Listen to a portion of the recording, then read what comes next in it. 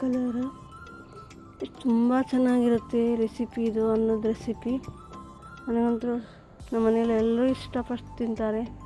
ಒಂದ್ಸಲ must try ಅಂತ ಹೇಳ್ತೀನಿ ನೋಡಿರಿ, ಚೆನ್ನಾಗಿರುತ್ತೆ. ಈ ರೀತಿ ಮೂರೇ ಇಂಗ್ರೀಡಿಯೆಂಟ್ಸಿಂದ ಅನ್ನ ಮಾಡಿಕೊಂಡ್ರೆ ತುಂಬ ರುಚಿಯಾಗಿರುತ್ತೆ. ಹಾಯ್ ಹಲೋ ನಮಸ್ಕಾರ, welcome back to Gubbi's cooking and vlog ಚಾನಲ್ಗೆ ತಮಗೆಲ್ಲರಿಗೂ ಸ್ವಾಗತ. ಸೊ ಫ್ರೆಂಡ್ಸ್, ಇವತ್ತಿನ ರೆಸಿಪಿ ಬಂದುಬಿಟ್ಟು ಸಿಂಪಲ್ಲಾಗಿ ಮೂರೇ ಇಂಗ್ರೀಡಿಯೆಂಟಿಂದ ಯಾವ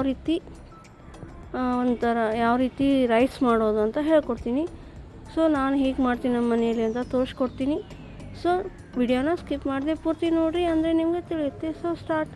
ಮೊದಲಿಗೆ ನಾನು ಒಂದು ಬಟ್ಲನ್ನ ತೊಳೆದ್ಕೊಂಡು 2 ಸಲ ತೊಳ್ಕೊಂಡು ಅನ್ನ ಮಾಡಲಿಕ್ಕೆ ಇಟ್ಟಿದ್ದೀನಿ. ಸೊ ಇವಾಗ ಬೆಳ್ಳುಳ್ಳಿ ಮತ್ತು ಅಲ್ಲ ಸಣ್ಣದಾಗಿ ಅದು ಮೇಲ್ಗಡೆ ಸೊಪ್ಪೆ ತಕ್ಕೊಂಡು ಕುಟ್ಕೊಂಡಿದ್ದೀನಿ. ಹಾಗೆ ಬೆಳ್ಳುಳ್ಳಿ ಸುಲ್ಕೊಂಡು ಅದನ್ನು ಜಜ್ಕೊಂಡು ಇಟ್ಕೊಂಡಿದ್ದೀನಿ.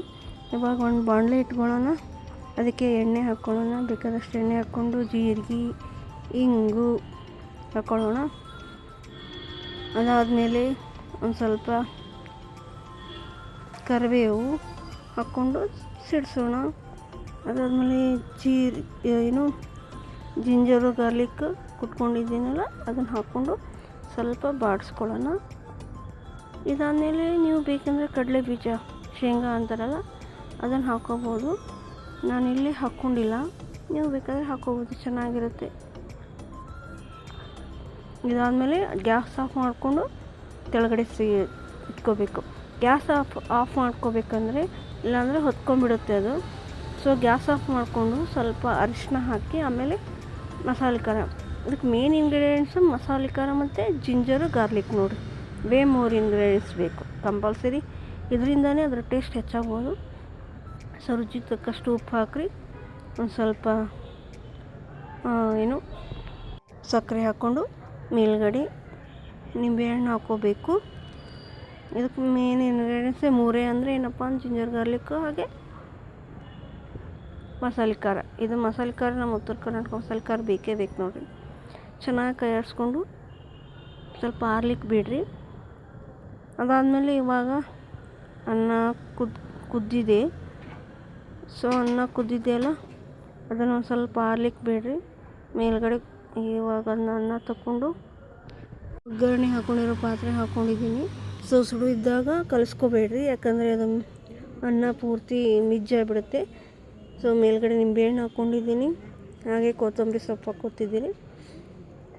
ಯಾಕೆ ಬಿಸಿ ಇದ್ದಾಗ ಅನ್ನ ಕಲಿಸ್ಕೋಬಾರ್ದು ಅಂದರೆ ಮಿಜ್ಜಾಗ್ಬಿಡುತ್ತೆ. ಸೊ ಆರಿದ ಮೇಲೇ ಅನ್ನ ಕಲಿಸ್ಕೋಬೇಕು.